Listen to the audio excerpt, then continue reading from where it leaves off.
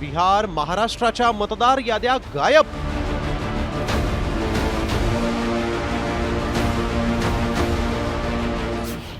गांधींनंतर आव्हाडांनी आयोगाला घेरलं.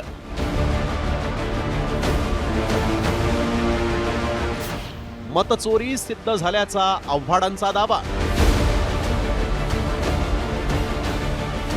आज जब हिंदुस्तान की जनता हमारे डेटा को लेकर इलेक्शन कमीशन के वेबसाइट पर सवाल पूछ रही है तो इलेक्शन कमीशन ने अपना वेबसाइट बंद कर दिया. राहुल गांधींनी कर्नाटकच्या महादेवपुरात 1,250,000 बोगस मतदार पुराव्यासह उघड केले आणि देशातील नागरिक अलर्ट झाले.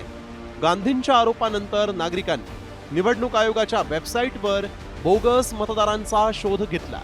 त्याच पार्श्वभूमीवर जितेंद्र आव्हाडांनी महाराष्ट्र, बिहार आणि मध्य प्रदेशच्या मतदार याद्या वेबसाईटवरून गायब असल्याचा आरोप केलाय. चोरी लपवण्यासाठी आयोगाची धावपळ सुरू. गांधींच्या पत्रकार परिषदेनंतर लोकांच्या उत्सुकतेत वाढ.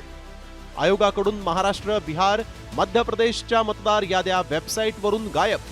सध्या वेबसाईट पर्यंत पोहोचता येत नाही. चोरानं चोरी केली हे पुराव्यानिशी सिद्ध. चोरी सिद्ध झाल्यानं चोरानं लपवाछपवी केली तरी काय फरक पडतो? एवढंच नाही तर चोर के दाढी में तिनका असं म्हणत आव्हाडांनी निवडणूक आयोगाला डिवचलंय. आणि शोधलं काय? मुंब्रा 72, मुंब्रा 156. हे बघा, हे शोधतात लोक, म्हणजे माझ्याकडे शोधतात. कळवा आणि मुंब्रा, कळव्यातल्या लोकांनी हे पाठवलं आणि सगळं ऑन रेकॉर्ड पाठवलं. म्हणजे असं काय काय म्हणजे लप्पाछप्पी काय नाही. आता त्यांनाही एवढं काय करायची गरज होती पळापळी? चोर के दाढी में तिनका.